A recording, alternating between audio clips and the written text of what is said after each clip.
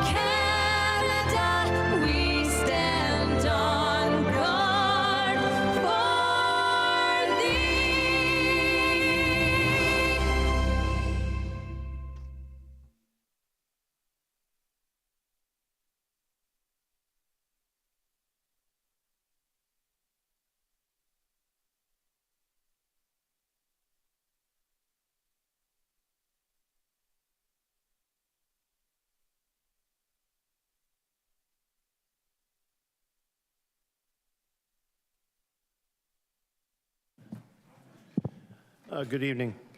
I'm very happy to be here tonight for tonight's council meeting. Mayor Cisco is in Milwaukee attending the St. Lawrence Great Lakes Sustainability Conference, where he will be assuming, I understand, the co-chair of this committee. This committee is comprised of every mayor along the Great Lakes and St. Lawrence, all the way from Duluth, Thunder Bay, all the way down to eastern part of Quebec. So it's a very, very important committee to be, or council to be on, and we're very, very pleased that he would be the co-chair.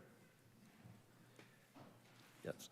And I look to Councillor Williamson now to read the land acknowledgement.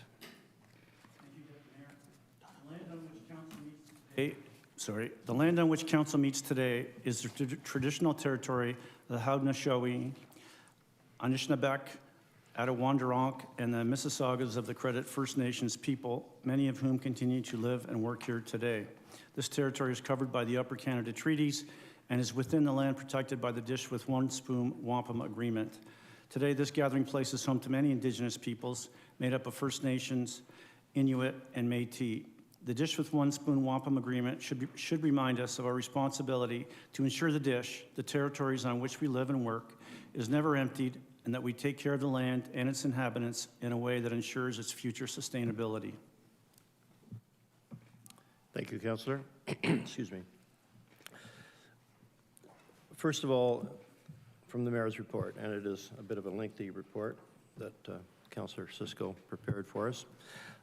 First of all, condolences. It's with sadness that I report that George Lowen, former St. Catharines Technical Service Supervisor with 24 years of experience, passed away on April 30th, 2025.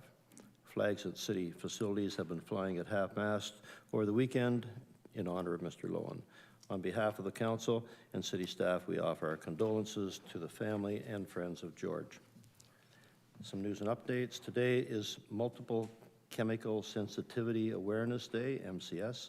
I'd like to acknowledge that today, May 12th, marks Multiple Chemical Sensitivity Awareness Day. This important observance is dedicated to raising awareness and promoting understanding of MCS, a condition in which individuals experience serious health effects from exposure to even low levels of common environmental chemicals. It is an opportunity to support those in our community who are affected and who advocate for greater recognition and accommodations for their well-being. I'd also like to note that Councillor Stevens has brought forward a report request on this very topic, further emphasizing the importance of addressing the needs of individuals living with MCS in our city.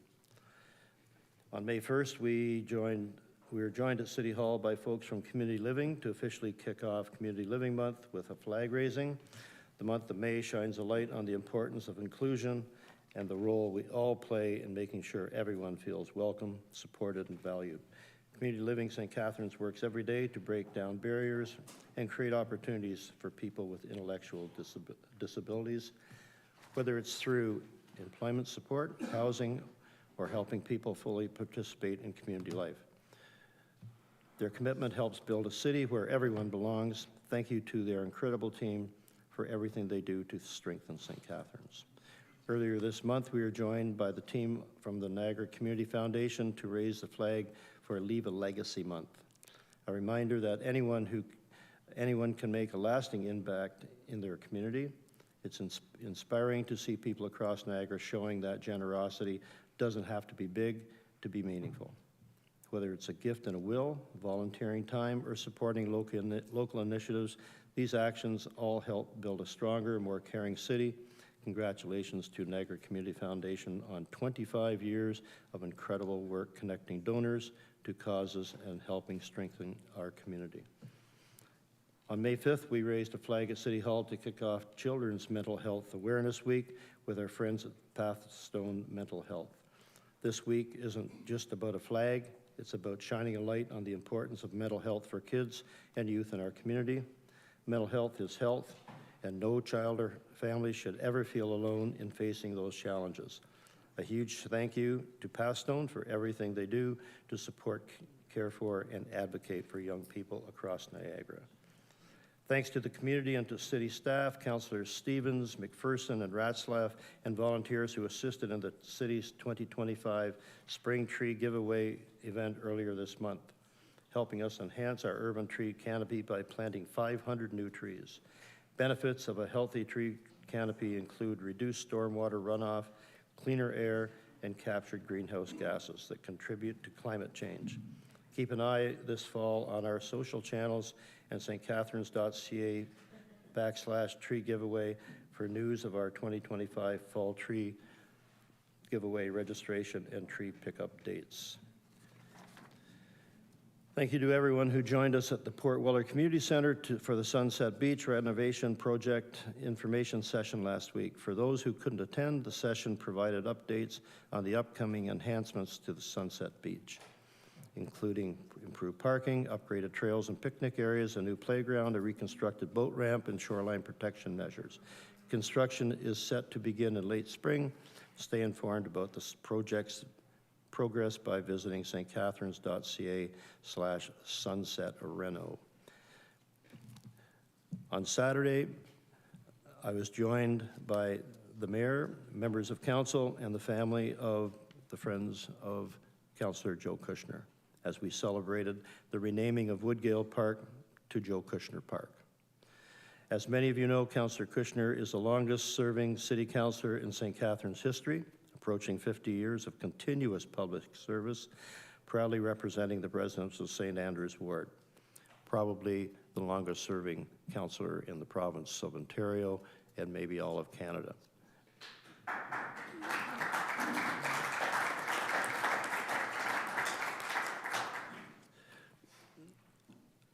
Renaming Woodgale Park to Joe Kushner Park is a fitting tribute to a man whose life has been devoted to public service and who helped shape St. Catharines into a more inclusive, thoughtful, and forward-looking city.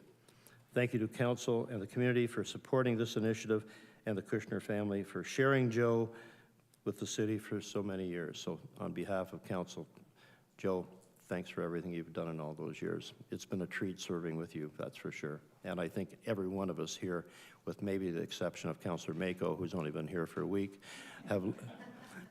have learned a lot from you, and I'm sure that Councillor Mako will learn a lot in the next year or so. Earlier this month, as part of his mayoral links visits, the mayor paid a visit to Canada Legal Services located at 33 Raymond Street. Krista Rodriguez and team are doing outstanding work helping people navigate immigration and legal processes with care and expertise. From work permits and sponsorships to refugee claims, small claims court, and citizen applications. They're making a real difference in the lives of so many. A huge thank you to Krista and her team for the warm welcome and for all that you do to support residents here in St. Catharines and beyond. Your dedication truly strengthens our community. And a warm welcome to Dr. Anamola Duadu, a dedicated family physician who brings a wealth of experience to this practice here in St. Catharines. Dr. Aid, it says, is accepting patients at Court Street Medical Center located at 9 Court Street. His commitment to full scope patient-centered care is truly making a difference in our community. Thank you, Dr. Aid, for your compassion, expertise, dedication to St. Catharines. And last week, the Mayor and Economic Development staff celebrated the grand opening of the Phoenix Medical Clinic, a fantastic new clinic located right at 39 Queen Street in downtown.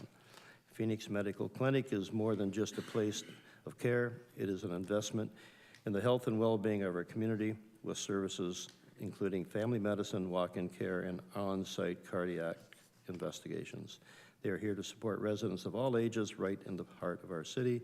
Congratulations to everyone involved on your opening, and thank you for investing in St. Catharines. Now we go to upcoming events. Reminder to residents, an online survey is now available at engagestc.ca election survey, where residents can learn more about the options under consideration, including in-person voting, online voting, and voice by mail, and weigh in on what voting methods would make participation easiest and most accessible for them. The survey takes just a few minutes to complete and will remain open until May 20th. In addition to the survey, the page provides details on voter eligibility, ward boundaries, and other important information ahead of the 2026 election. That won't be here that's coming up real soon, councillors.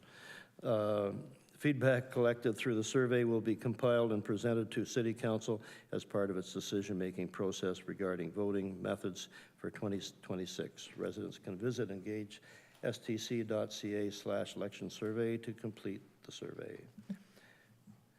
Rain barrel sales, spring's here. Have you ordered your rain barrel yet? Residents can pre-order online up to 2 rain barrels per household until May 30th or while supplies last. City supplied rain barrels are deeply discounted at $60, taxes included. Residents must pick up their pre-ordered rain barrels on Saturday, June 7th from 8:30 a.m. to noon in the parking lot of Seymour Hanna. For pickup, proof of St. Catharines residency is required, such as a driver's license or a recent utility bill. Folk Arts is in full swing, as most of you know, all of you know. I encourage everyone to make some time in your schedules to attend one of the open houses that are taking place over the next couple of weeks, including the following here in St. Catharines. Club Heidelberg has 2 open houses, May 13th and May 18th. Chinese Cultural Foundation, May 17th from 5:30 to 8:30 at American Community Center. Filipino Canadian Association of Niagara, May 18th, 11 a.m. to 5 p.m. at Meriton Community Center. Armenian Community Open House, May 18th from 2 to 5 at Armenius Community Center. Club Roma Open House, May 19th, 3 to 7. Islamic Society Open House, May 24th from 1:30 to 4:30 as Majid Al Noor on Geneva Street. Greek Community Open House, May 23rd and 24th from 4 to 8. And for a full list of open houses, including those hosted outside of St. Catharines, visit niagarafolkarts.ca. That's a lot of work. Now, are there any councillors who wish to add to it?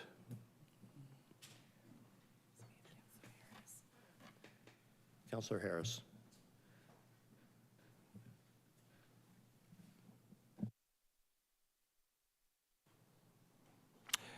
Yeah, I just wanted to mention the dedication of Joe Kushner Park. It was a wonderful event, and I just wanted to thank Phil and the city staff. They pulled off a great event, and I don't usually compliment staff, so there you go. But also to mention that there was another event prior to that, and there was a name at the hospital, the Murata Family Hospital, the Yvette and Joseph Kushner discharge waiting area. So it's a fitting tribute because Joe and his family do lots of wonderful stuff for St. Catharines. And I'm not usually nice, so take it as a compliment, Joe. Thank you, Councillor. I don't think the people in St. Catharines realize the philanthropy that Joe Kushner has done throughout his years in St. Catharines. I know as a principal at Parkland School, one time I had a phone call from Joe. We just opened the new school, and he donated a sizable amount of money, and we ended up, in those days, $100 was a lot of money, but the top academic graduate got $100 a year as a bursary to go on to university, thanks to Joe's donation. So, and there's many other things that have been done. So, to piggyback on what Councillor Harris said, Joe, thanks very much. Councillor Lindell.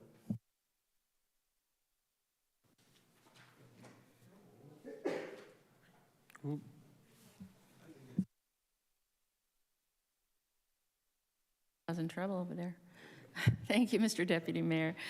First of all, I'd like to also thank Director Christie and his staff on getting the Meriton tennis courts open, and they're beautiful. The public can access them Monday to Sunday, I guess 7 days a week from noon till 4. And they also can have free lessons for kids from 4 to 16 with the St. Catharines Tennis Club. So if you wanted to try some tennis, that's a great place to do it. The Canadian Women's Disc Golf Tournament is being held at Richard Pierpoint Park on Saturday, May the 24th. This is a great event because there are women who come to do disc golf from the United States and Canada and across Ontario. There's somebody coming from BC this year, so that's going to be fantastic. Disc golf is a huge thing that's happening, and the Canadian Women's Disc Golf, led by Andrea Michaud, she does free lessons for women and children on Wednesday evenings, so it's a great chance to learn disc golf. I'm all sporty today. Thank you. Thank you, Councillor. Councillor McPherson. Thank you, Deputy Mayor. I'd like to, on May 5th, along with the Mayor and Councillor Stevens, I attended the red dress ceremony and walk here at City Hall, and we gathered. Red Dress Day honors the memories of missing and murdered Indigenous women and girls across Canada, and it was a really amazing ceremony as always, and I'd like to give a very special thank you to Grandmother Jackie for her guidance and presence, and of course to Fallon Finerace for her powerful words and her leadership. And it matters to show up, and it matters that we listen to our Indigenous brothers and sisters. I also wanted to thank the Niagara Regional Police Service for allowing me to do a ride-along last week. It was a 10-hour shift with the core unit, and it was, even though I, as a downtown councillor, think I know what goes on, I don't. It was very eye-opening, and I'm very appreciative to all of the frontline workers, NRP, our fire services, and our EMS workers. It was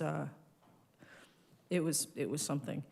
And then just on the tree giveaway, every year that I've done the tree giveaway, I've always learned something new, and I want to thank Director Christie and Mr. Lamoth for teaching me that the proper way to indicate that a tree has been properly put in the back of a truck with a double tap. So I just want to thank Director Christie for giving me a new skill. I hope to use it somewhere in this fall. I will use it this fall, but I will look forward to using it somewhere this summer. Thank you, Director. Thank you, Councillor. Councillor Stevens, please. Thank you, Deputy Mayor. Yeah, springtime is a very busy time. So the end of April, we had our town hall meeting, Councillor Townsend and herself. We had about 50 people attend. It looks like everyone's pretty happy in St. George's Ward because there was nobody complaining. The only thing, there was a misunderstanding about the bridge housing going in at 320 Geneva Street, so it ended up being a regional meeting to explain what was going on there. So kudos to all the folks in St. George's. They're happy with us, Kev. And also Thursday, May 1st, the Folk Arts had their kickoff Harmony Dinner and entertainment night held at Club Roma. Great night. All the different clubs were there. Good entertainment. And it was a kickoff to this whole month of Folk Arts. Followed by the very next day was Club LaSalle, and a very good, another really well-attended event. Sunday, May 4th, I was at Ridley College. The mayor was there in the morning, I guess, for the kickoff for the Jazz for the Ages. So I was there in the evening giving out the awards to the youth for all the different classes of the jazz. Like these people, the youth are, I think they're like 14 to 22, and the talent there is phenomenal. So, you know, if it comes around next year, get out to Ridley College and watch it. It's a day-long event, and it's super. Very next day, the TD Jazz Festival kicked off in Niagara Falls with Juliette Dunn, and it runs for the whole month of June, and there's venues all over St. Catharines and Niagara Falls. So get out there, check out their website, and go see some of the talent that they're bringing in. It's phenomenal. We had a public meeting out of the Niagara District Airport the other day to let people know what the plans are for our airport expansion, and you can go on Niagara District Airport Master Plan 2025-2045.ca and give your comments and look at what hopefully our master plan is happening out at the airport there. So it's really good news for Niagara that we get that airport going and running, maybe self-sufficient, and then we won't have to subsidize it down the road, so it saves the taxpayers some money. Ridley, I was privileged to represent the mayor at Ridley College tonight for the retiring board chair, David Connor. He's a long-serving board member, Ridley alumni, so it was a very nice event to be able to go and see that and talk to all the board members out at Ridley College. And so I think that's it, but get out to all the folk arts. So there's been 7 so far. I've only made 6. I'm sorry. The challenge is out there, though, to catch up, so get out there to the folk arts. Thank you, Councillor. And now we'll go to Councillor Dodge.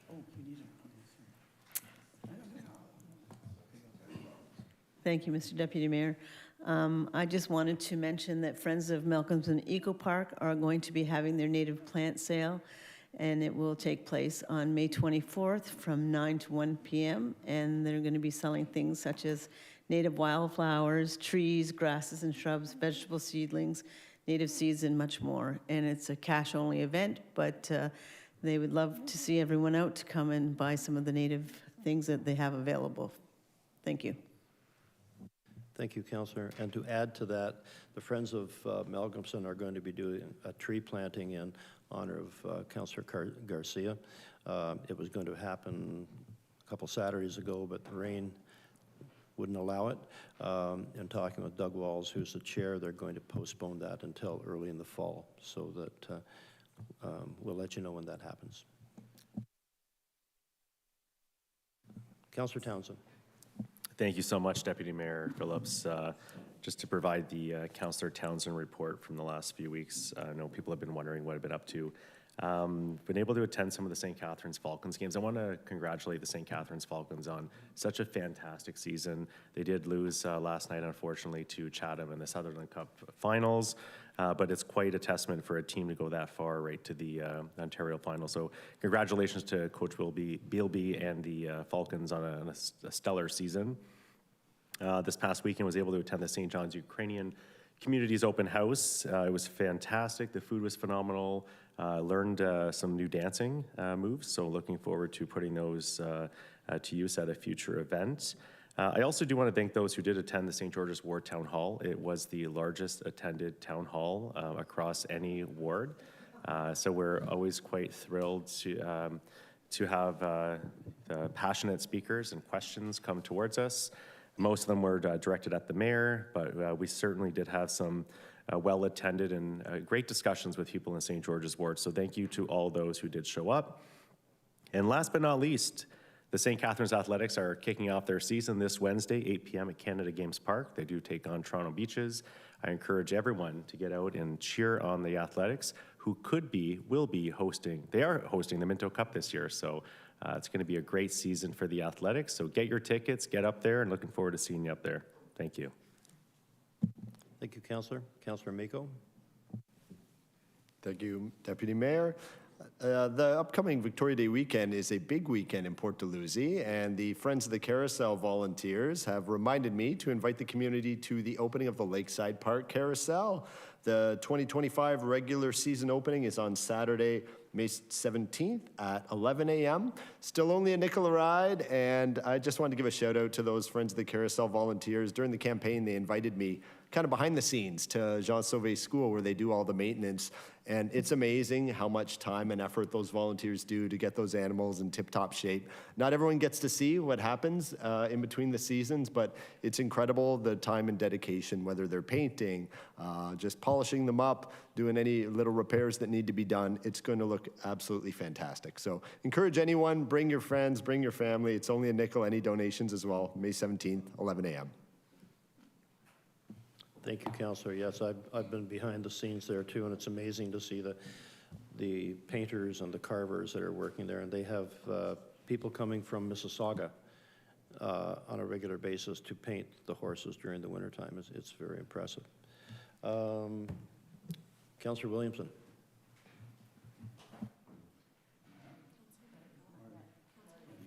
Oh. Didn't want to feel left out, Mr. Mayor. Just a kind of a note of encouragement that there's a lot more people now out riding bicycles, and there's a lot more people walking, and sometimes some of these young people are looking down at their phones. I'm not picking on young people, or they have headphones on, so you have to be extra cautious that out on the roads now there's more people who are either on bikes or on foot, or potentially on electric, smaller self-propelled vehicles. Thank you. Or auto-propelled vehicles, I should say. Thank you. Thank you, Councillor. Seeing no more, we will begin the regular meeting. You okay over there, Councillor? Not getting too excited or what? Anyways, we'll go with the adoption of the agenda to the acting clerk.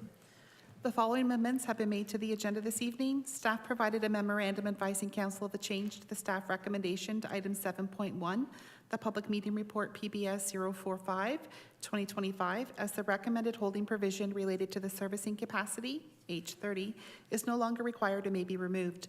The memorandum has been placed in Council Sugar Sync folder and will be published on the next council correspondence listing. The following items of additional correspondence have been placed in Council Sugar Sync folder. Written statements received by councillors for boards previously filled by Councillor Garcia. Memorandum from planner regarding 193 and 195 Vine Street. And letter from Father Roman Chesnowski regarding 193 and 195 Vine Street. Thank you. Can I have someone? Yes, Councillor Harris. Sorry. I was just wondering, Mr. Deputy Mayor, would this be the appropriate time where I could perhaps defer the item regarding the hydro appointment in item 9.1 till the next meeting? I think we'll wait until we do those appointments at that time, that we'll defer it at that time. Is that what the clerk would like? Okay, perfect, thank you. Thank you. Can I have a motion to adopt the agenda as amended, please? Councillor Stevens, seconded by Councillor Kushner. All in favor, please raise your hand. Thank you. Adoption of the minutes. That council adopt the minutes of the regular council meeting held on April 29th, 2025. Can I have a motion to adopt the minutes? Councillor Dodge, thank you. Seconded by Councillor Harris, thank you. All in favor? Thank you. Declarations of interest. Are there any declarations of pecuniary interest tonight from anyone? Seeing none, thank you. And motion to move consent reports. The council approve the consent report, save and accept those items brought forward for discussion. Councillor Lindell.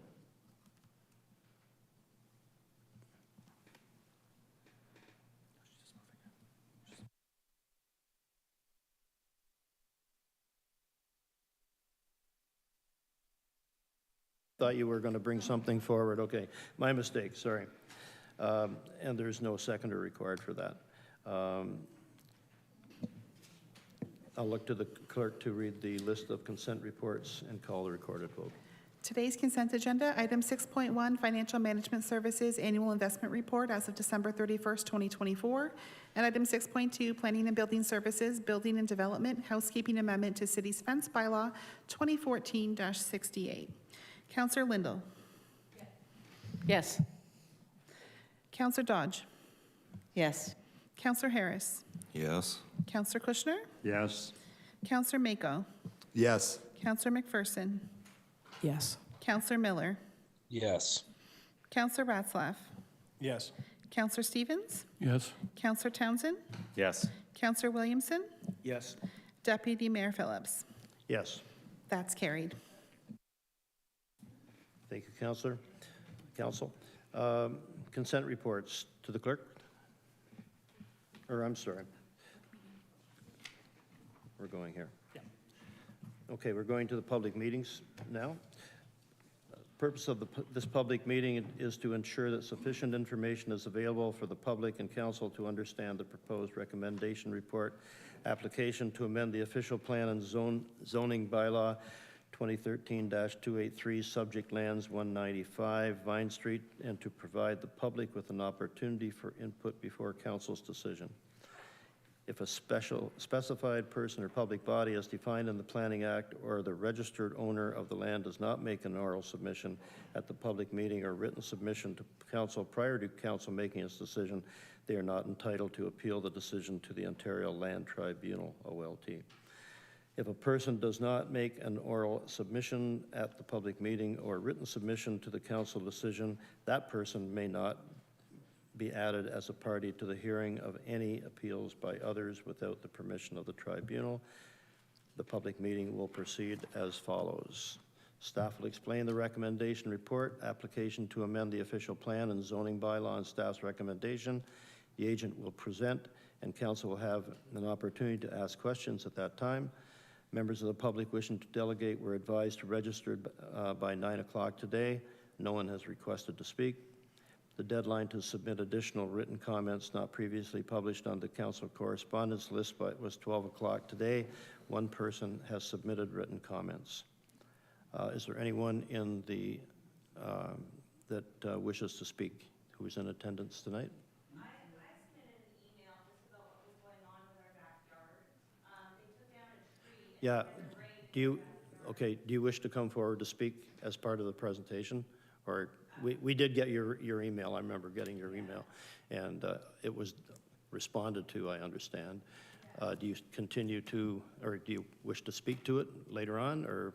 Yeah, I can speak to it after. Okay, at that time. She's speaking to the application. Pardon? She's speaking to the application.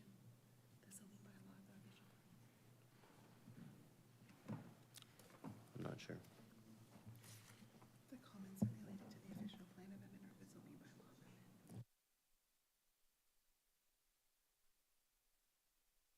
Oh, okay. What you're wishing to speak to is probably the zoning bylaw amendment, or is it the official plan amendment? Or do you, or you just want to speak to? I just want to speak about it. Like, we don't really know exactly what's going on, but to come home and there's a tree Okay. in your backyard. We'll get you up here and you can talk, you can say that at that time. Thank you. Okay, the public meeting will then be closed. Council will be asked to, will be able to ask staff questions and will consider the motion. The public meeting is now open, and I now call upon Shadra Planner to present. Shadra?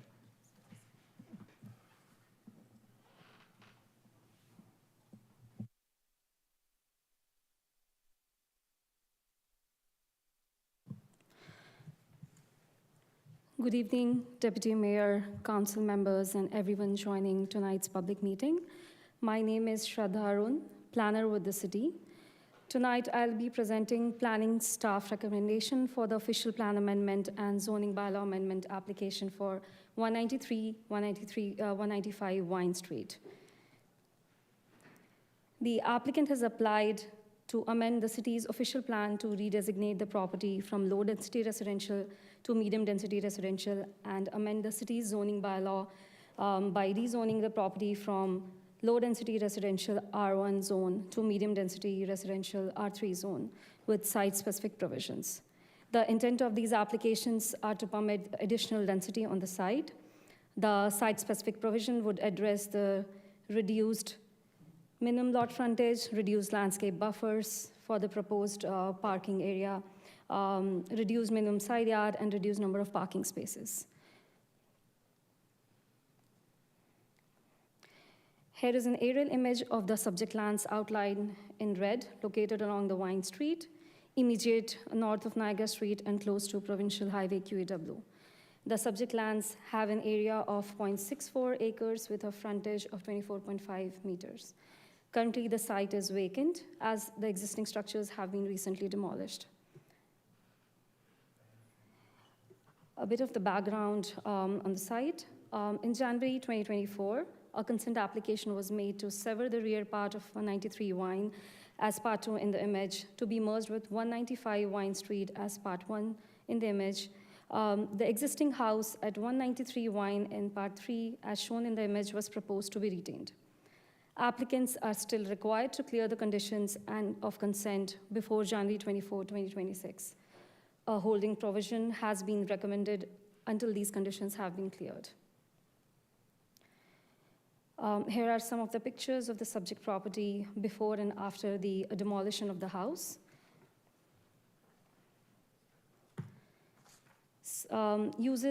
Surrounding uses to the north include residential. Uses to the south include residential and institutional. Uses to the west, which is the rear of the property, includes residential. Uses to the east, just across the subject property, includes commercial. Here is the conceptual site plan, which shows the proposed two 12-unit buildings with 27 parking spaces to the south of the proposed buildings and 10 bicycle parking spaces to the west, located at the rear of the site.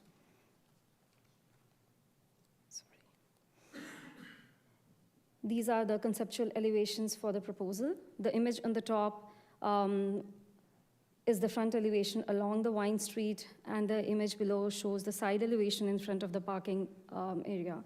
The building is 9.06 meters in height, having 2 stories with 4 units on each floor, having a total of 12 units in each of the buildings. The city's official plan designates the property as a neighborhood residential in the general land use schedule. The property is further designated as low-density residential in the district land use schedule. The low-density residential permits a density range of 20 to 32 units per hectare, and apartment buildings are not permitted in this zone. The proposal requests to redesignate the property to medium-density residential, which permits an apartment building with additional density range ranging from 25 to 99 units per hectare. The proposed application has a density of 92 units per hectare. The subject lands are currently zoned low-density residential R1. The R1 zone generally permits a low-density residential buildings with a maximum height of 10 meters and does not permit an apartment building. The proposal requests to rezone the property to medium-density residential R3 with site-specific provision, which are described further in the slides. This zone permits an apartment building and other similar uses as R1, having a maximum height of 20 meters. The requested special provisions and staff recommendations have been formulated through feedback and collaboration with the applicants. I'll further discuss each of the provision in detail. The required minimum lot frontage for the lot is 30 meters, and it is proposed to reduce it to 24.5 meters. The required minimum interior yard setback is 4.4 meters. The proposed setback within 20 meters of Vine Street for the first building near the entrance is reduced to 2 meters, while the proposed setback within 40 meters of Vine Street for the second building is reduced to 4.3 meters. The required minimum parking spaces for the site is 1.2 spaces per unit, with a total of 30 spaces. Proposed parking space is reduced to 1.1 spaces per dwelling unit, which is total to 27 spaces. The required minimum landscape buffer along the west and the south lot line along the parking is 3 meters, which is reduced to 2.5 meters along the west lot line, 2.60 meters along the south lot line, 0.3 meters at the northwest corner of 193 Wine Street property, which is the pinch point near the drive aisle, as shown.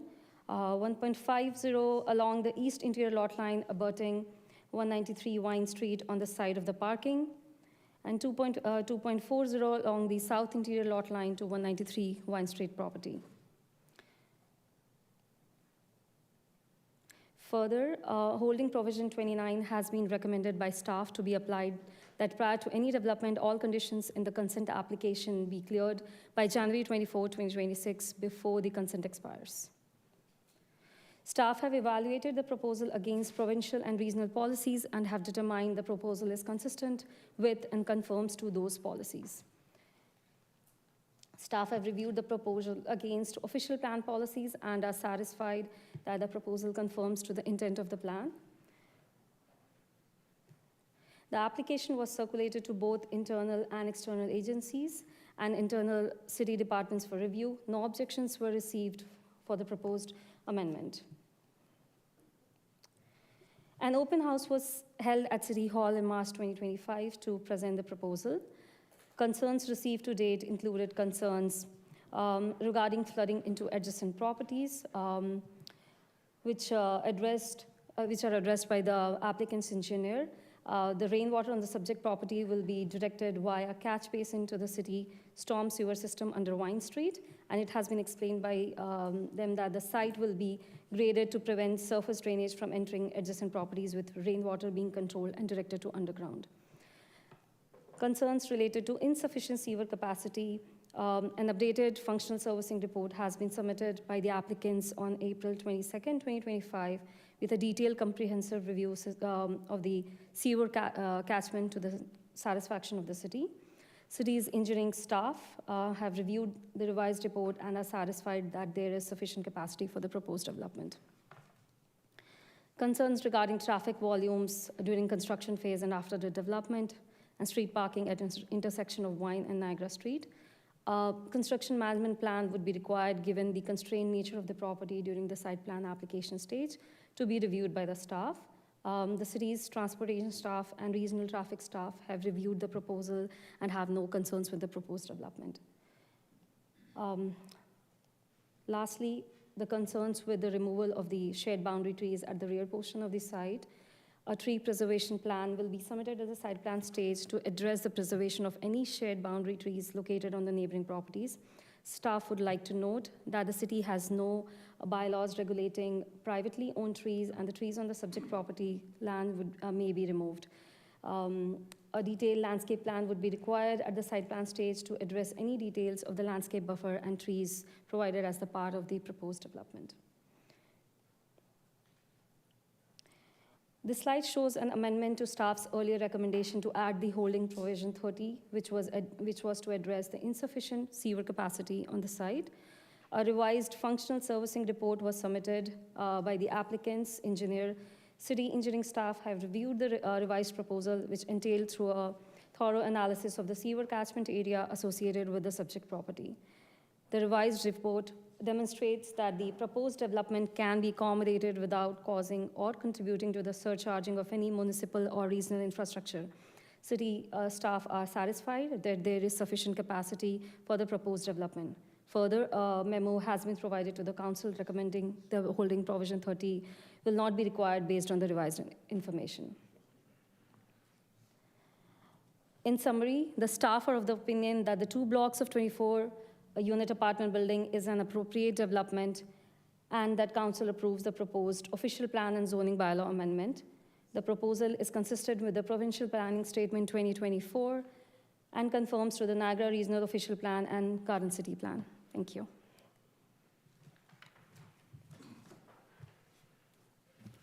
Thank you, Shadra. Now I'll call on Denise Horne, who's planner from MPG Solutions, to present. And Denise, we ask that you keep your presentation to around 5 minutes, please.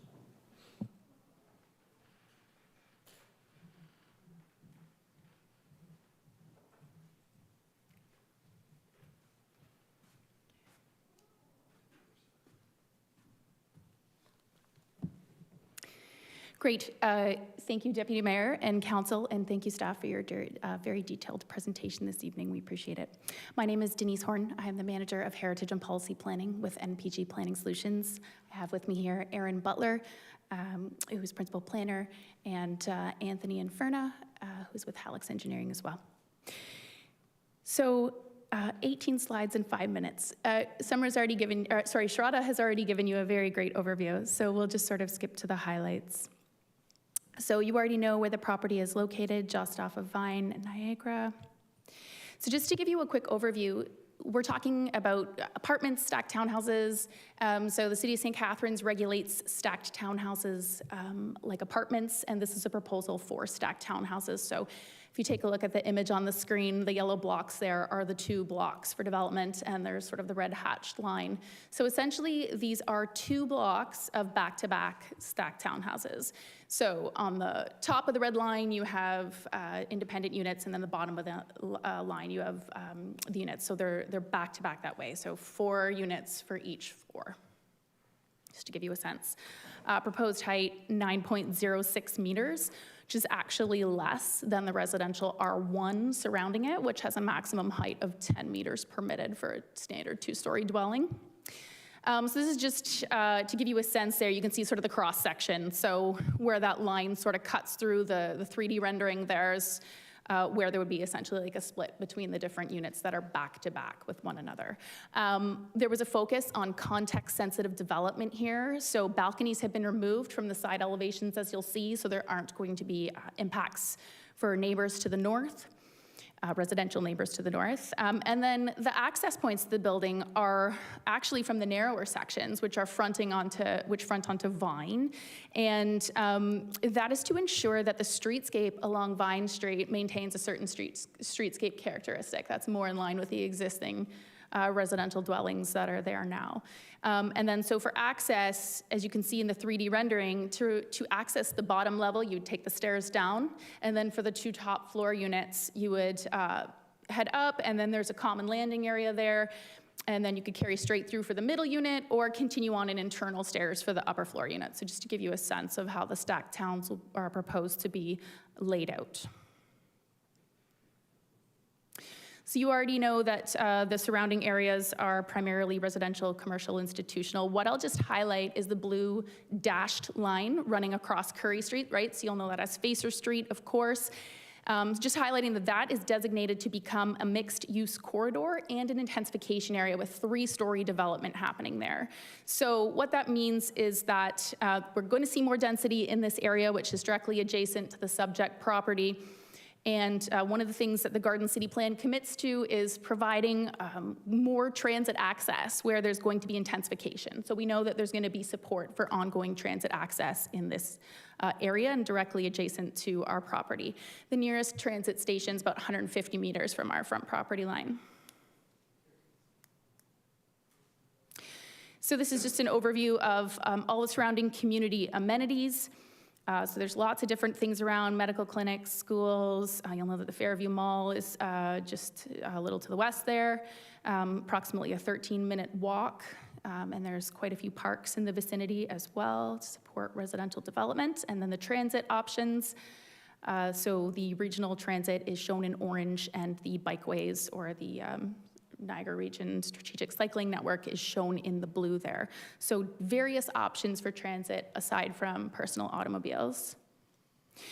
So you already have a sense, Block 1 and Block 2, Shraddha's already given you that great overview of how these are located, but the point here was that with the 2 blocks, with one being internal, it's sort of hiding the density, so we see this as a form of gentle intensification to the area. And Block 2 has been slightly set back just a little bit more off that north property line to provide some privacy for the neighbors to the north.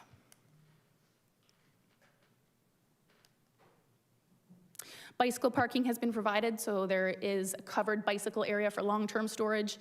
And then there's also short-term bicycle options parking provided between the buildings and at the rear as well. So you already, so as noted, this is a proposal to change from low-density residential to medium-density residential to accommodate the increased density of 92.3 units per hectare. Sorry, I think it double jumped, apologies. And the zoning bylaw amendment, which is going to change from low density to medium density R3 zone. The 24.5 meter frontage is already existing, and I see that I'm over time, so I'll just push forward here. The request is for the relief of 3 parking spaces, which equates to a ratio of 1.1 parking spaces per unit. So there will be 3 visitor parking spaces and then 1 parking space per unit. And Shrada's already gone over the requests for the sort of the pinch points on the site where relief is requested from the buffers. They're outlined in the hatched orange there, for your reference. And we're fulfilling, or our client is fulfilling the conditions for holding provision number 29, and holding provision number 30 for municipal wastewater has been removed. So in our professional opinion, this is gentle intensification in an area on an urban lot, facilitates compact form, contributes to complete communities, and provides a range of housing that's not characteristic of the area at this point. Thank you. Thank you. You're close to 5 minutes. Questions from council?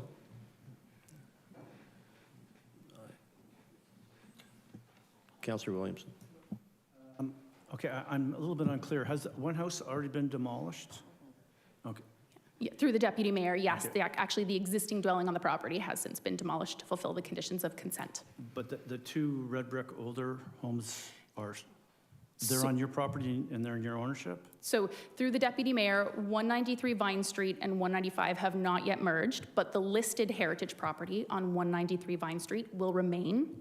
Mm-hmm. The building on 195, which has no heritage value, is not registered, has already been demolished. Right. Okay, so you're going to take care of 193 is going to be taken care of. 193 Vine Street will be retained. Okay, thank you. And then, is there any, this is a question that my friend Councillor Dodge often asks, but in the planning reports that we read, and this is just standard fare, I'm sure, so I'm not blaming our staff or anyone, it says that there's no environmental sustainability implications, and of course, in every decision we make, there's environmental sustainability implications. So is there anything being done particular about any like solar hot water heating or insulation or energy efficiency? Anything being done that way? Permeable pavement, anything that you've talked about? So through the deputy mayor, it's pretty early stages to have decided on that. Like the more detailed design features will come more at site plan stage. So I guess I would say that hasn't really been determined at this point. Okay. There will be on-site stormwater management, like a holding tank. Okay, thank you.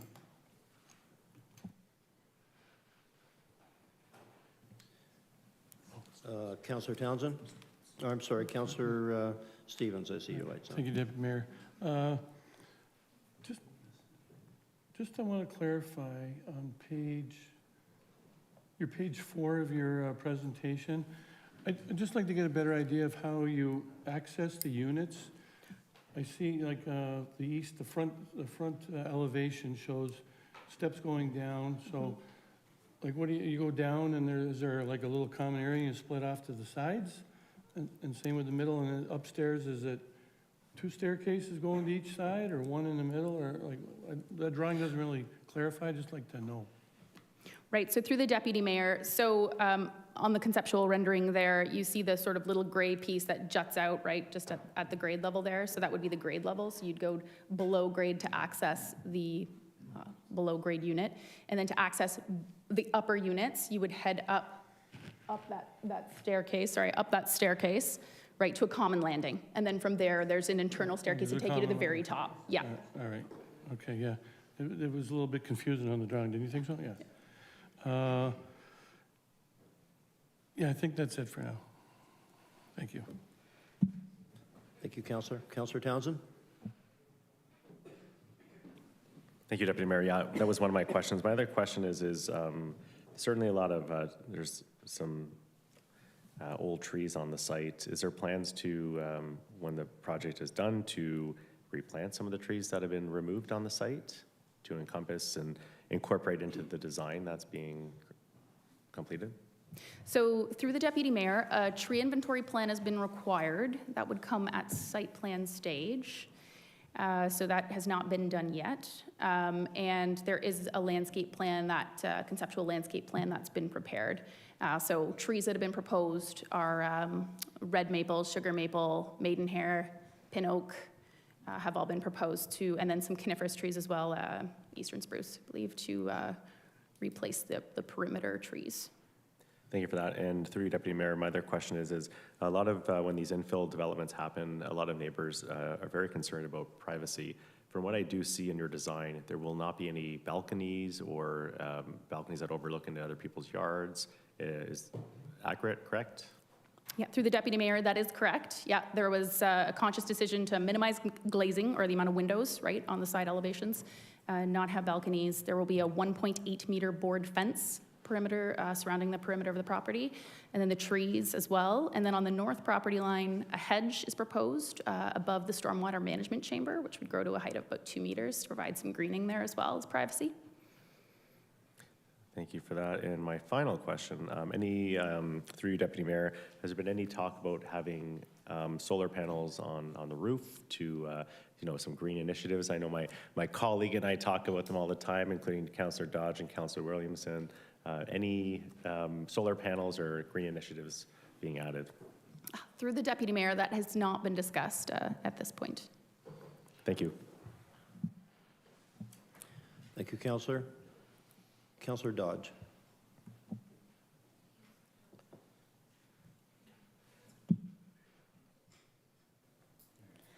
Thank you. Through you, Mr. Deputy Mayor. Can you explain to me how the stormwater management's going to play out? How will that be managed? Sure. I can take that. Through the deputy mayor. Essentially, there's an underground chamber, so a storage tank on the north perimeter, north of Block 2. So the site will be graded essentially to gather water from the parking lot into catch basins, and go through laterals to the chamber, and then slowly released out to the city's storm sewer system at the same rate that the water is leaving the site today. Okay, thank you. And with the garbage pickup, how will that be handled? Through the deputy mayor, we're proposing like in-ground storage bins, so in-ground Moloch bins. You can see just to the bottom right of Block 2 there, the 2 circles. So it's a private waste collection system that's fully submerged in the ground with essentially a dome on top. Oh, okay. And then just piggybacking on what Councillor Townsend and Councillor Williamson have said, I hope that you guys also consider geothermal when it comes to heating and cooling of the facilities. Thank you. Thank you, Councillor. Councillor Stevens, I'll let you go a second time because you are the ward councillor. I wasn't sure to ask staff or the proponents right now, because some of the concerns from the residents, I just probably address it to them instead of staff after. Yes. Right? So, some of the concerns were from the church and parking and during construction parking. Would it be feasible, or if you've talked to the church yet, maybe renting their parking lot while you're under construction to park your workers there? And then that would be the main thing. The church was really concerned about parking and all that. And if you worked maybe partnership with the church a little bit to be good neighbors. And I had another note and I missed it, so I might come up and I'll ask staff though. But that was one of the things that maybe you guys could do something like that. Through the deputy mayor, we'll certainly take that away. We did see the letter come in towards the end of the day today from the church. Through the construction process, kind of after site plan approval, just because of the... Because there's no parking anywhere to park all right, your so crew. we'd be looking at doing a construction management plan, and we submitted the staff for approval before construction starts, and they'd be looking at how vehicles are entering and exiting the site, where are people parking, and certainly that's a good suggestion. Perhaps there's an opportunity to lease potentially spaces from the church. Okay, thank you. Thank you. Thank you, Councillor. Just one question for me. if everything goes through as you hope, when do you feel construction will start? Deputy Mayor, my understanding is, we're wanting to move through site plan as soon as possible, so getting into site plan application this year. And I'm sure my clients would like to start construction as soon as possible, and so that could be the end of this year, or beginning of next year.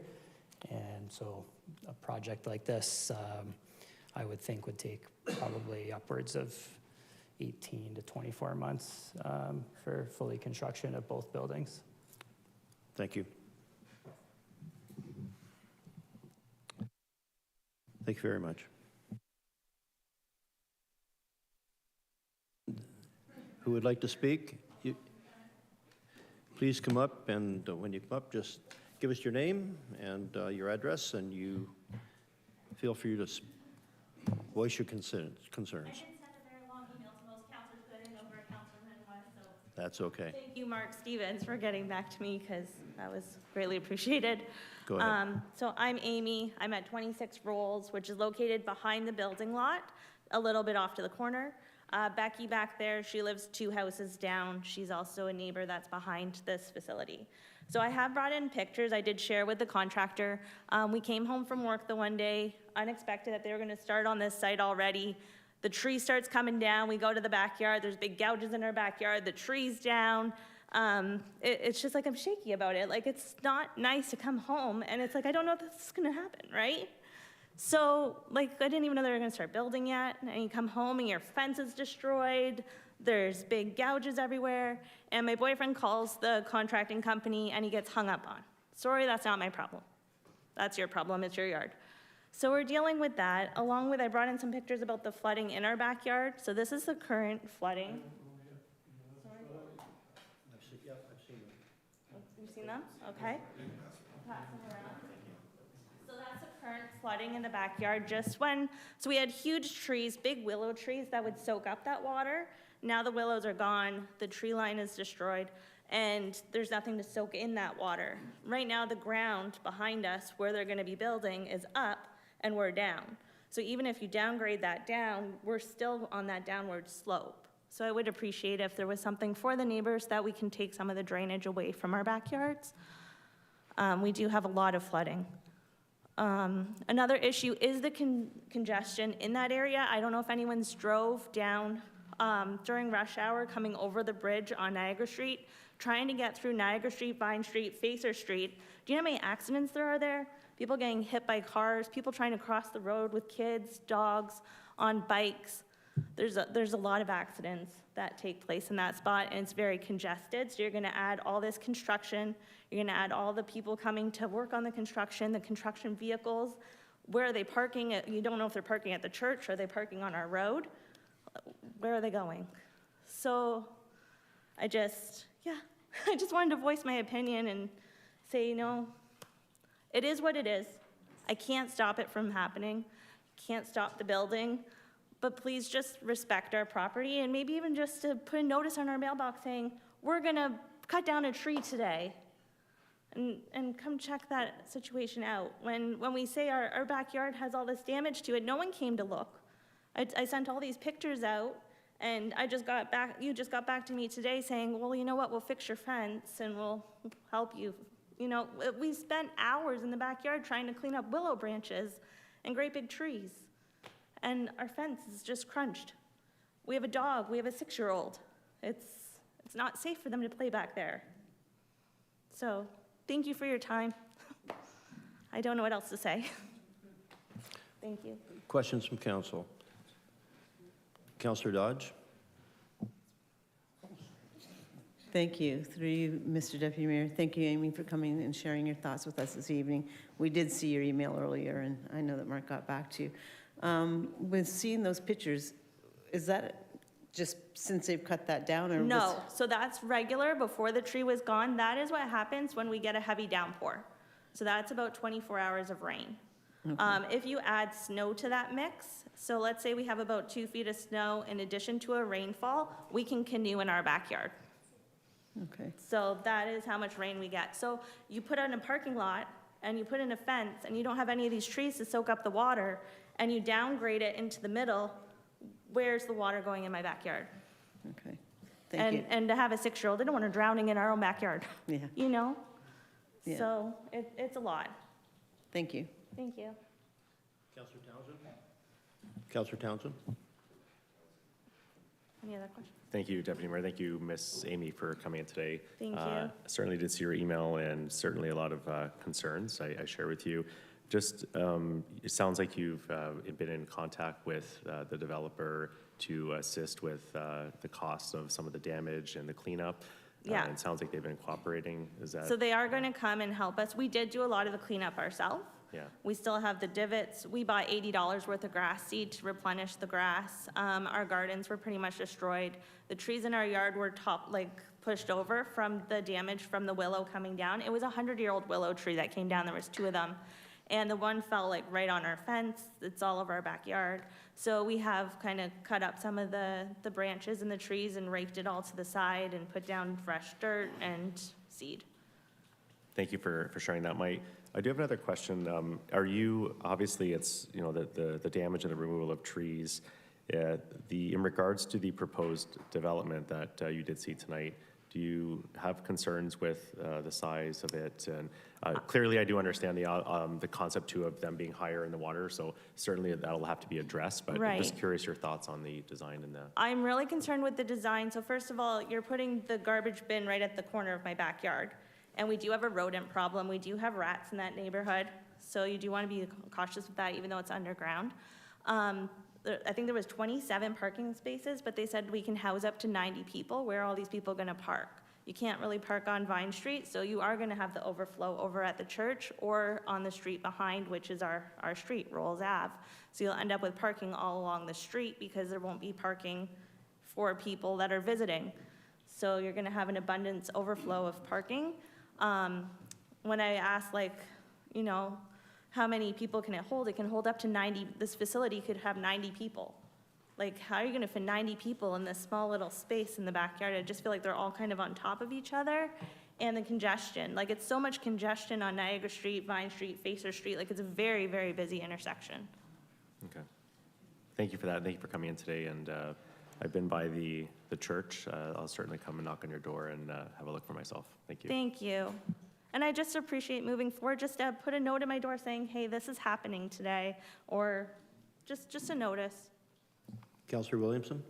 Thank you, Deputy Mayor. Through you to Amy, and we have to form these in questions. So were you aware that some other municipalities actually have bylaws around tree cutting, particularly on lots that might be developed? So in other places, say Oakville, you would have got notification and it would have had to come to council for those trees to be cut down before they proceeded with their development. Were you aware that, and that's a policy that has been debated 2 or 3 times at this council and been rejected? I was not aware, and Becky over there has a whole tree line that her and her husband planted over 20 years ago that they just kind of pushed over, and her wired fence was all put into their yard. It's their fence, but the trees were just kind of pushed. They were, it was a row of cedars, I do believe, right? Yeah, and they just kind of pushed them over to make room for the development. So do you think there would be environmental sustainability implications to what's happened already? Absolutely, yeah. These 100-year-old willow trees, how do you replace those? And these cedars that have been growing for 20, 25 years, you can't replace that. Thank you. Thank you, Councillor. Councillor Stevens?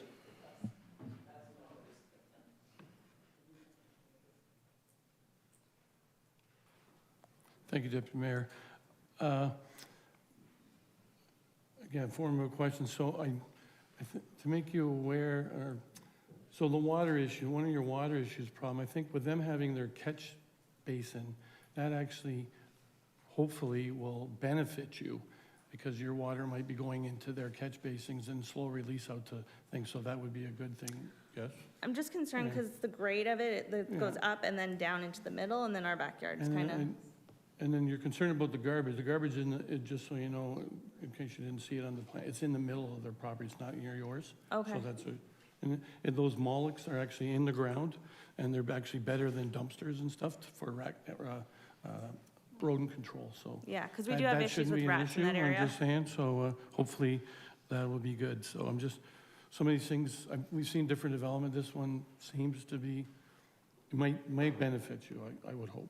So Okay. I hope you're okay with that. And I see you have met with them earlier, so you've talked to them face to face, and they'll get your concerns addressed, so. Yeah, we were just disappointed to come home and this was Yeah. all done to our Well, backyard. we do have a communication problem sometimes, and I think, I don't know if it's required from building or planning, but I know when they do build, I believe, I'll get some clarification from planning, when they start digging foundations and that, they're supposed to go around and talk to the residents and get pictures and stuff to help both the developer and the property owners. Is that correct? You can ask that question when the Oh, is time that later? Okay, appropriate. sorry. All right, so thank you very much for your time. Thank you. Okay, thank you for allowing me to speak. I really appreciate it. Thank you for your presentation. Can I have a motion to close the public meeting, please? Councillor Townsend, second by Councillor Stevens. All in favor, please raise your hand. Public meeting is now closed and council is called to order. Persons wishing to receive notice of the council's decision should submit a written request to the office of the city clerk. Is there a councillor who would like to move the recommendation in the report? Councillor Harris, thank you. And can I have a seconder for that, please? Councillor Townsend, thank you. Questions of staff? Councillor Harris. Through you, Mr. Deputy Mayor, to the Director of Planning and Building Services, is there a method perhaps we could put a amendment into this or a condition that prior to full approval that the residents' concerns are addressed regarding her fencing and her trees, at least reinstating the fence if it is her fence that's been damaged? Because I wouldn't really want to give approval without knowing that those things are addressed. Director Kate? Thank you. Through the chair to the councillor, it wouldn't be appropriate to add conditions to the OPA or ZBA. However, council could provide direction to staff to look at those issues at the site plan stage. Okay, but we're not at the site plan stage yet. What can we do right at this precise moment to make sure it happens prior to them doing anything else? Through the chair to the councillor, we don't have a mechanism at this time. Okay, so what would, through you, Mr. Deputy Mayor, what would you suggest to make everybody feel comfortable that those issues will be addressed?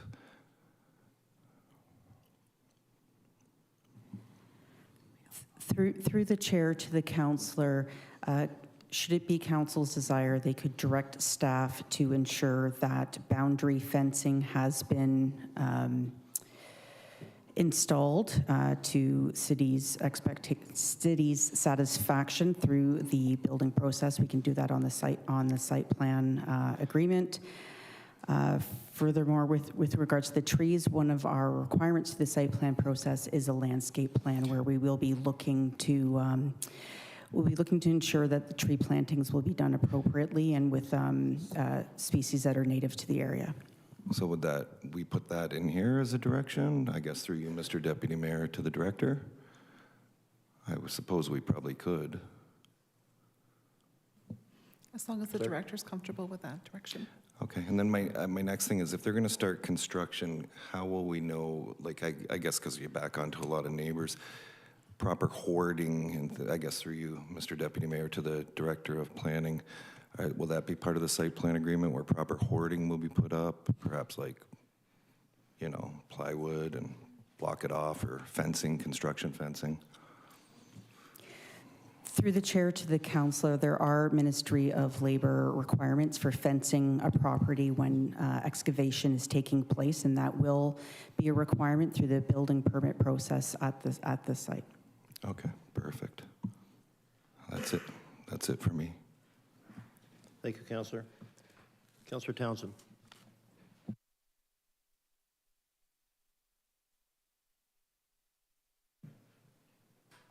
Thank you, Deputy Mayor.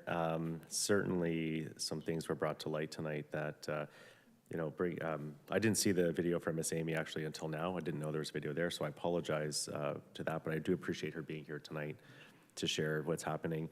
I have concerns with, developer responsibility on this, and I'm trying to understand how, seeing the video, how someone can just go in and it be okay for a developer to literally destroy someone else's fencing. The video is very alarming that I've just seen. The fence is destroyed. So how do we avoid this from happening in the future? And it concerns me that when construction begins on this site, what type of responsibility is the developer willing to assert and take upon themselves? Because seeing this is very irresponsible. And certainly if I'm a neighbor looking at this, I would be just as frustrated as our presenter tonight. So through Deputy Mayor to staff, how can we avoid this from happening in the future? Because this is absolutely irresponsible and it's dangerous. It's absolutely dangerous. The fact that this resident had no idea that this was happening is unacceptable. So to the Deputy Mayor, to staff. Director Cote? Through the chair to the councillor, at our last meeting of council, staff were directed to undertake construction management plan requirements and guidelines for the development community moving forward that would be applied through all development applications. And the direction was specifically provided due to complaints that we're receiving from neighbors when there's construction in their communities and the impacts that they are experiencing through dirt on the road, garbage, construction debris, material phasing, and where parking is going to be for contractors. So staff are working on a set of guidelines for the development community to set out what those expectations are, and through the site plan process, we're starting to look at construction management plans as well. However, when direct damage does take place like that, it is a civil matter between property owners. Thank you for that. I don't feel comfortable right now as supporting this as is until the developer does take that time to meet and address some of the residents' concerns. Some of them that were brought up tonight were the location of the garbage bin, the replanting of trees. I know there's a landscaping plan that is in the works, but another more important one is seeing the photos of the already flooding in the backyard. The slopage issue does have to be addressed. So I'm wondering if, through you, Deputy Mayor, to staff, if there is wording that we can include in here that would direct the developer to reach out to the residents to address these concerns prior to us approving this development. Because I do have grave concerns on this, and it's the fact that they've already been irresponsible once, and we don't want this to happen again. Nor would I, if I'm that neighbor living there, I wouldn't want to have to deal with that and be worried about and have the anxieties that would be attached to it. So through you, Deputy Mayor, to, I guess, Director of Planning, is there language that we can put in here that makes them go back, address some of these concerns by the backyard neighbors before we approve this? Director Cote or legal? Through the chair to the councillor, we can make best efforts to discuss the matter with the property owner and ensure a reasonable outcome. So I guess, is there a direction or an amendment that I can add to this, if that would word it that to direct staff to connect with the property owners to ensure that the issues on site have been alleviated or dealt with prior to us approving this? Is that language that we can include in it? I know the clerk is looking at it because it's... To the clerk. I want to make sure that the residents' concerns are addressed. We hear you. To the clerk? Through the Deputy Mayor, the approval's before you tonight to approve the official plan and the zoning bylaw amendment. If you wanted to provide staff some direction, you could certainly do that. But the vote on this matter tonight is to approve the official plan and zoning bylaw. I'll pass it to the other councillors right now. Thank you. Councillor Kushner?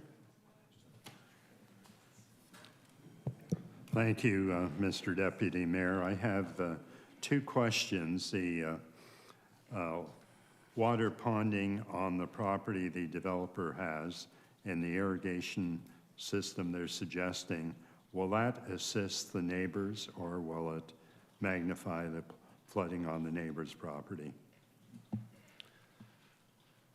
Director Martuccio, would you have any idea of how that's going to work out as far as not flooding the backyards? Through you, Mr. Mayor, I don't know specifics of the specific development, but I do know that property owners are responsible for managing stormwater from their own property. Stormwater that is generated from adjacent private properties are generally the responsibility of that private property owner, and is something that generally in older subdivisions is an issue because of drainage or grading changes that have happened to those private properties over the years. But often, Mr. Mayor, we've been told over the years that when they do their irrigation method, that helps the property next door. We've been told that on other developments. Yes. Director, do you want to add to that? Through you, Mr. Mayor, based on what I've seen of the on these drawings, the developer has, in their design, accommodated for the stormwater drainage from their property and dealt with it in a way that mitigates any stormwater concerns that originate from their own property. Councillor? Thank you. And the other concern I have, I wouldn't want to be living next to a dumpster, and dumpsters are outdated, and they have a new system, which has already been mentioned, and that is the Moloch containers. And half the container is underground and 3 feet are above ground, and one of those will hold the equivalent of a small dumpster. So can we not require the Moloch as a remediation rather than a dumpster? And a classic Moloch is one at Dart Funeral Homes. And we just put them in at the Humane Society and took out the dumpsters. It was my understanding that the site is not going to have dumpsters. Is that correct to the planner? It's going to have something similar to what the Mohawk is, correct? Oh, okay. I thought I heard someone say they'd be next to a dumpster. Thank you. Thank you. Director Martuccio, the site on Niagara Street has a similar drainage system where it collects the rainwater and then disperses it into Walker's Creek slowly afterwards. Is that that's a similar system to what the developer is planning, or the developer is planning here? Is it working successfully? Through you, Mr. Mayor, on developments like this, one of the requirements is that the stormwater that from the property cannot exceed the stormwater that was there previously. So in these types of situations, they are successful in the way they operate. Thank you. Councillor Stevens. Thank you, Deputy Mayor. One of the other questions I have, one of the concerns of the church of everybody cutting through their property onto rolls.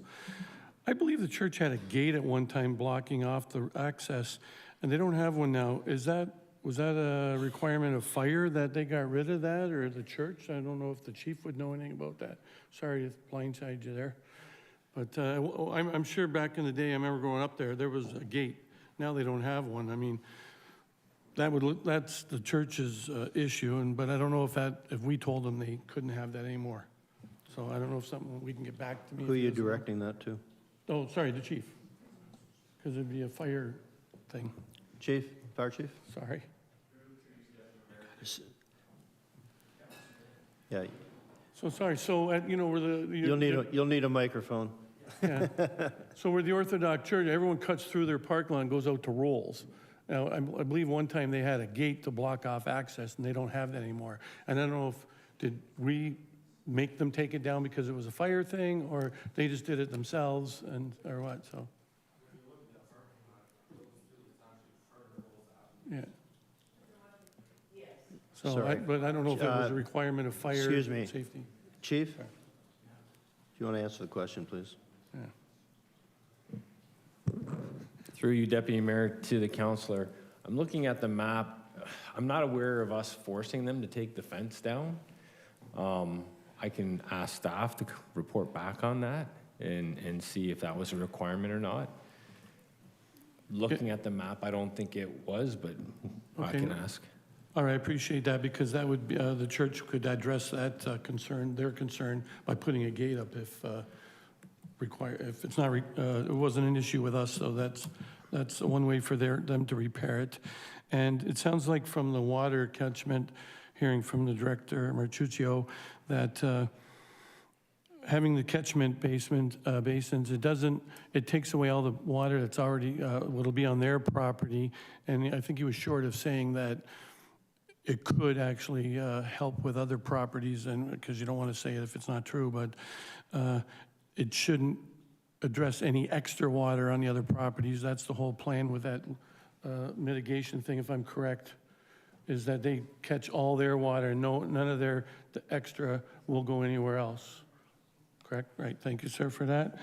And then back to planning again, I just want to reaffirm with planning. So notice goes out to the neighboring houses. Is that a requirement or a courtesy to, and then the developers take photos of basement foundations and that to protect both themselves and the homeowners? How does that work? Director of Planning, please. Through the chair to the councillor, through the site plan process, we always recommend to our developer applicants that they conduct site condition assessments for neighboring properties in close proximity.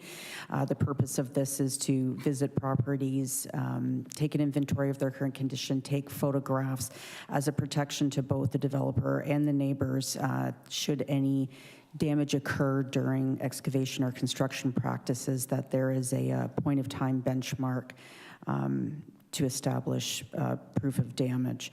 We do not require that to happen. It is something that we strongly recommend. With regards to notice, neighboring property owners are notified via the official plan amendment and zoning bylaw amendment process, like what we had done in advance of today. Okay, thank you. So could it be something that we as council put in place? Because it seems we're getting more and more concerns about neighbors all the time, that it be a requirement, or like you said, it's a courtesy, but if somebody doesn't do it, like we're not addressing the concerns of the neighbors, and if they just went and did that, I don't know if it's very costly, or is it something that's worth doing? I kind of think it is, but any thoughts, please? Through the chair to the councillor, as we undertake the exercise that that council directed us to do with a construction management plan and guidance to developers, one of the items that we will be looking at is whether the developer undertakes their own notification in the neighborhood when construction activities are going to start. It'll likely be a recommendation at that time. Okay, thank you. I just think the way we're doing a lot of infilling and extra development is probably a big plus to both the developer to be a nice, friendly neighbor, to have all these things in place to be good neighbors and let everybody know, not just this one, but future down the road. And I think with the neighbors' concerns there, they've met with the developer tonight, I think, for the first time, and I think they're getting the concerns addressed. So I think there's no reason not to believe that the developer isn't going to follow through. So I think that's a good step, and they're moving in the right direction. Thank you. Thank you, Councillor. Councillor McPherson. Thank you, Deputy Mayor. Can I ask that we defer the decision on this? Refer. Okay. You want to defer, or do you want to refer for further information? I would like to defer, I believe. You wanted to refer it. If you're deferring, nothing is going to change. If you want to refer it for further information that you would like to glean from the report, you may refer it to staff indicating what additional information you would like in the report. Thank you. It's up to you. Well, I know I can't speak to it, but I'm just, for clarification, I think that there's things that need to be addressed that the residents and the developer need to address, and there needs to be time, so I So would you're rather. asking for a deferral? Yes, please. Motion to defer cannot be debated? Point of question, Councillor?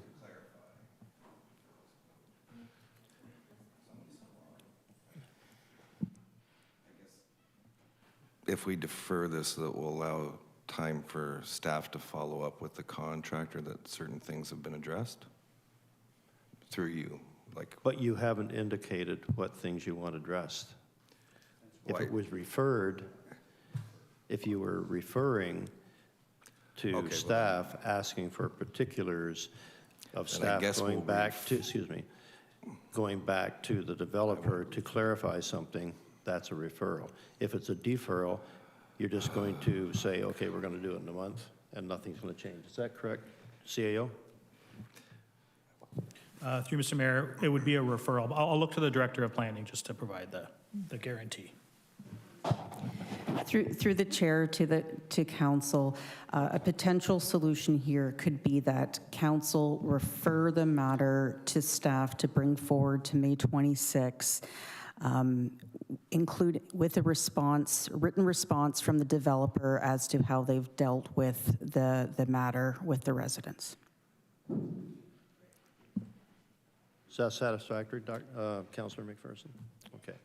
Motion to refer. Not debatable. Can I have a seconder, please? Councillor Dodge. That didn't take long to get that hand up. And I'll ask the clerk to call it.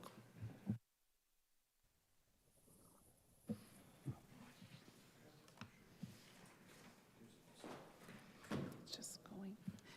Councillor McPherson? Yes. Councillor Dodge? Yes. Councillor Williamson?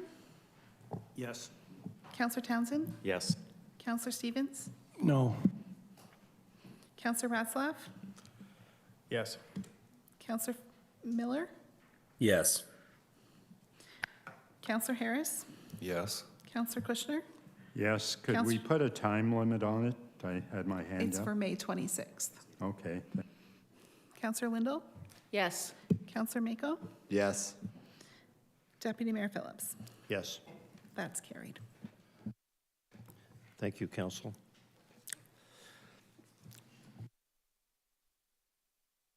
Excuse me. Moving to discussion reports. Last week, members of council were contacted to put their names forward to be appointed to the following bodies previously served by Councillor Garcia during the current term of council, one being First Ontario Performing Arts Centre Board of Directors, second, Neil Pert Commemorative Task Force, and thirdly, St. Catharines Hydro Inc. Board of Directors.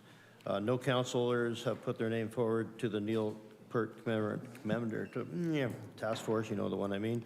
Does anyone wish to put their name forward at this time? Yes, through you, Deputy Mayor, I'd like to put my Councillor. name forward for the Neil Pert Commemorative Task Force. Thank you, Councillor Mako. And two councillors have put their name forward to the First Performing Arts Centre Board of Directors, Councillor Lindell and Councillor Townsend. Are you both going to have your name stand? Councillor Townsend?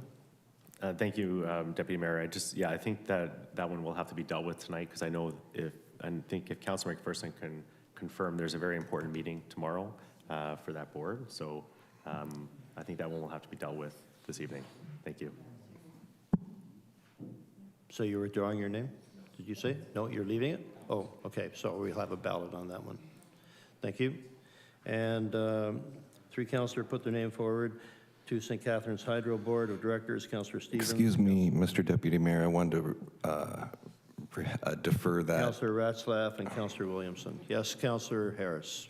Just like I mentioned earlier in the meeting, I'd like to defer that till the next council meeting when Mayor Cisco is in attendance, since he sits on the board. And I believe it should be a councillor be appointed to the St. Catharines Hydro Inc. and St. Catharines Generation Board. There's two separate boards there, or two memberships. So I'd ask that everybody indulge me and defer it till the next meeting. Motion to defer is not to be debated. Seconder, please. Councillor Kushner. And we're going to call the vote on that, please.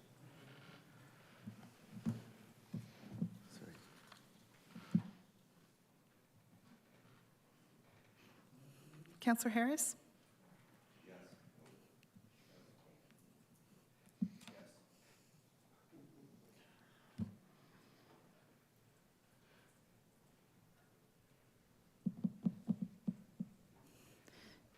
Councillor Harris? Yes? Councillor Kushner? Yes. Councillor Miller? Yes. Councillor Ratzlaff? Yes. Councillor Stevens? No. Councillor Townsend? Yes. Councillor Williamson? Yes. Councillor Dodge? Yes. Councillor Limbo? Yes. Councillor Mako? Yes. Councillor McPherson? Yes. And Deputy Mayor Phillips. Yes. That's carried. So we will be having a ballot for the councillor who will be selected for the first Ontario Performing Arts Board. We'll go to that ballot system. For those in person, please select only the councillor you wish to appoint. For the councillors on Zoom, please email Donna Delvecchio or Rexy for absent check now with who you would like to appoint. Staff will then tally the results to prepare the motion for council's consideration. And we will, while we're doing that, okay, go ahead, get the,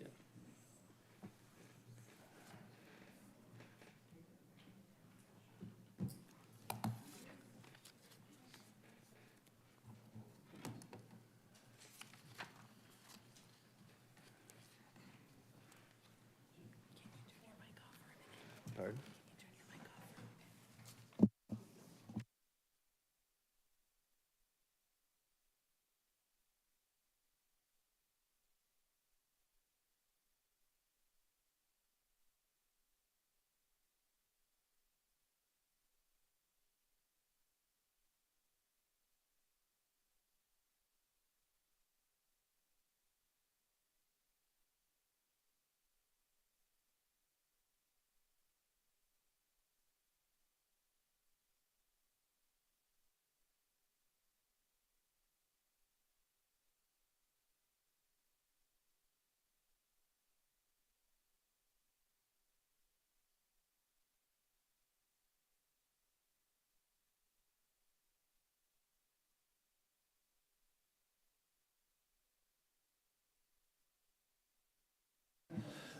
Council, while the votes are being counted, I'd like to move forward with the rest of the agenda until we get those results.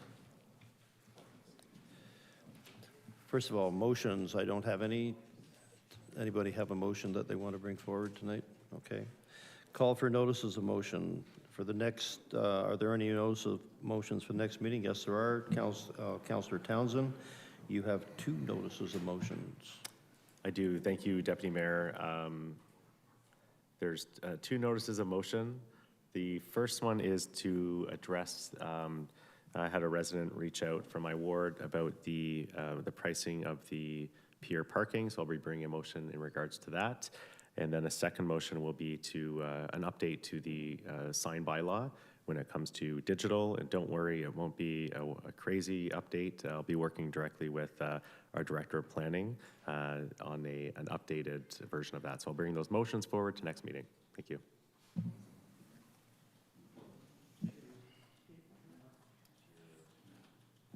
Councillor Harris. Pier docking. Councillor Harris. Thank you, Mr. Deputy Mayor. I'm not sure if this would be a motion or a report. What I'm actually looking for, and maybe the Director of Planning could probably give some insight, is parking downtown St. Catharines. I understand there's someone that wants to develop it might be outside the core area where there's no restriction, or you don't need any parking, right? So I'm just wondering what the process is and if that would have to come back as a report or you'd have to amend the bylaw. So. Are you talking as far as paid parking? No, I'm talking about if someone's developing something and. Oh, I see what you mean. Okay. There are some restrictions because they don't have enough parking, perhaps for a restaurant, and they're outside of probably a block of where there are. Oh, go ahead. Director Cathay, would you like to have a report written, or would you like to address that as a memo? Well, I think it would have to come back to council because you'd have to change some sort of bylaw. So through the chair to the councillor, the downtown area of the zoning bylaw does have an exemption for parking requirements. That is to allow individual developments to come forward and provide a market anywhere from none to market parking rates. Outside of that area, individual sites would be considered on a site-by-site basis, either through a minor variance or a zoning bylaw process. Should council want to consider removing minimum parking requirements citywide, that would be a direction to undertake that zoning bylaw amendment process. So I guess it would be more I'd ask for a report to come back to explain that. Yes. Thank you. So you are officially asking for a report, are you? Officially, and I was just wondering what the time limit is on that, or time, when could that come back? Like sooner than later, perhaps? Through the mayor to the councillor, we would probably need to target a July or August council meeting for that. Perfect, thank you. Thank you, Councillor. Further report requests, Councillor Mako. Yeah, thank you, Mr. Deputy Mayor. My first report request. Go for it. I know you're very excited in doing this. So I hope I did the process properly. I had a resident reach out around the washrooms in Lakeside Park opening about 2.5 weeks after the paid parking begins, which is May 1st. So just asking for maybe a harmonization next year that when we start charging the residents to park in Lakeside Park, that the amenities are open concurrently. So some alignment there. Maybe a bit too late this year. However, Councillor Williamson let me know he heard the washrooms were open today, which is a bit earlier than Victoria Day weekend, so that's appreciated. But maybe if we could back that up just a bit further for next year, just a report to see what would be the implications there in having the washrooms open a bit earlier. So basically, you're asking for the washrooms to be open at the same time as paid parking comes into effect for 2026. Thank you. Thank you.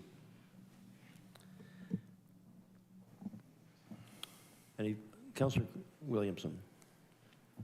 Thank you, Mr. Deputy Mayor. And this one it's not much of a request. It's just to add information into our budget statistics, but it probably requires approval of council.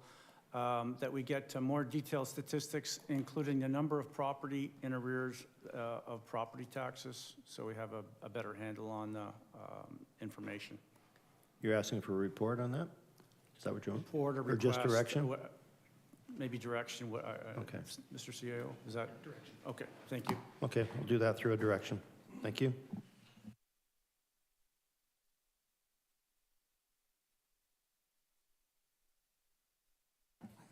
Okay, committee and task force minutes to receive. Can I have a mover to receive and file the minutes? Councillor Townsend, second by Councillor Dodge. Thank you.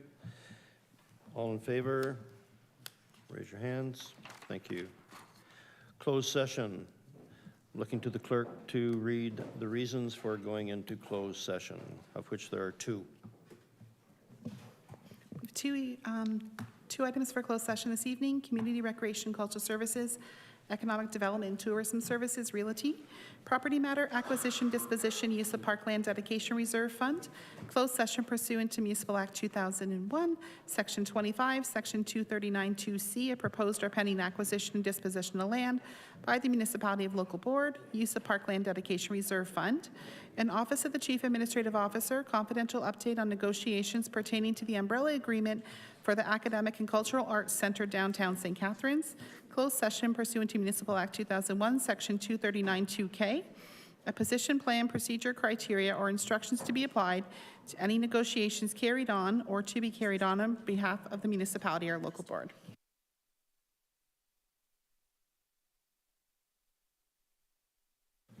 Okay. Can I have a councillor move the motion to go into closed sessions for the reasons noted by the clerk? Councillor Stevens, seconded by Councillor Lindahl. Thank you.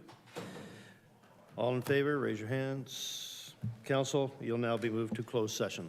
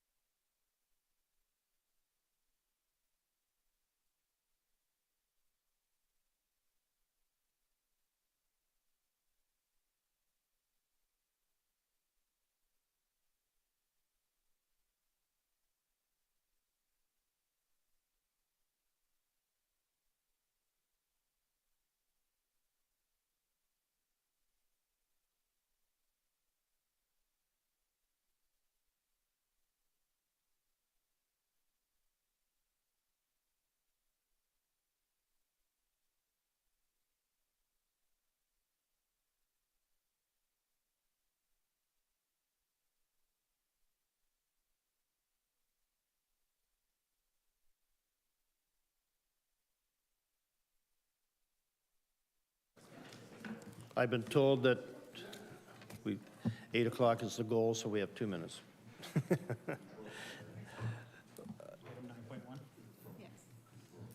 So going back to 9.1, Councillor Lindell, you are now on the board of the Performing Arts Center. Good luck with that. I'm sure you'll do a good job looking after. So can I have a mover for that? You can't move it, Councillor Lindell. Can I have someone move, Councillor Lindell? Thank you, Councillor Townsend, and seconded by Councillor McPherson. Thank you. Now, moving to 15, motion. Oh, sorry. I guess we should vote on that. Go ahead. Okay. Councillor Townsend.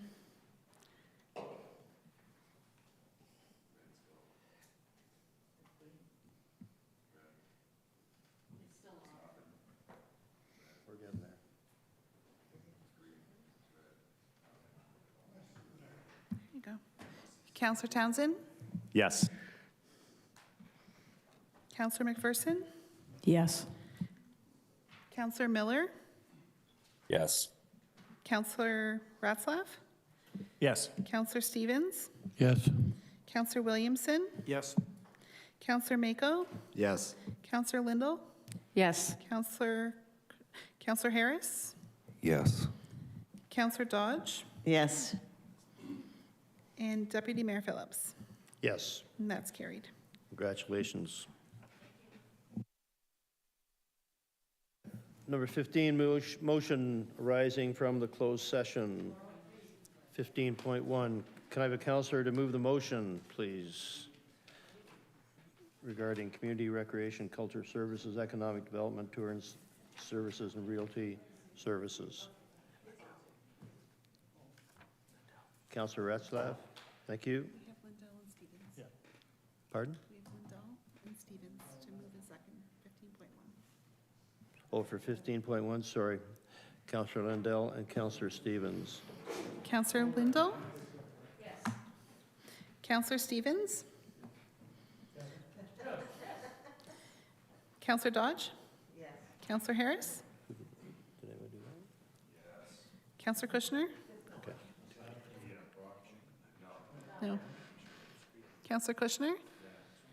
Councillor Mako? Councillor McPherson?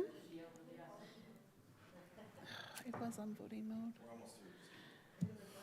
Councillor Miller? Councillor Ratzlaff? Yes. Councillor Townsend? Yes. Councillor Williamson? Yes. Councillor Miller? Deputy Mayor Phillips? Yes. That's carried. Now, 15.2, Office Administrative Officer, Councillor Kushner declared a conflict. Can I have a councillor to move the motion, please? Councillor McPherson, second by Councillor Williamson.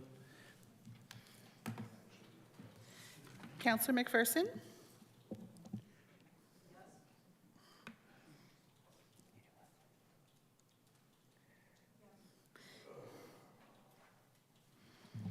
Yes. Councillor Williamson? Yes. Councillor Townsend? No. Councillor Stevens? Yes. Councillor Ratzlaff? Yes. Councillor Miller? Councillor Mako? Yes. Councillor Lindell? Yes. Councillor Dodge? Yes. Councillor Harris? Yes.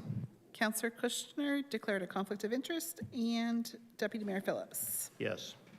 And that's carried. Thank you.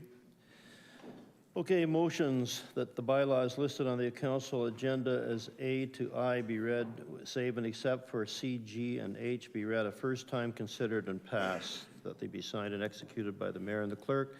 I have a councillor to move that motion, please. Councillor Dodge, second by Councillor Stevens. All in favor? Raise your hands. Thank you. And motion to adjourn, that there being no further items of business, this meeting be adjourned. Councillor Kushner, thank you. Councillor Lindell, everybody else. Okay, Councillor Ratz, everybody, just write down everybody's name and that's fine.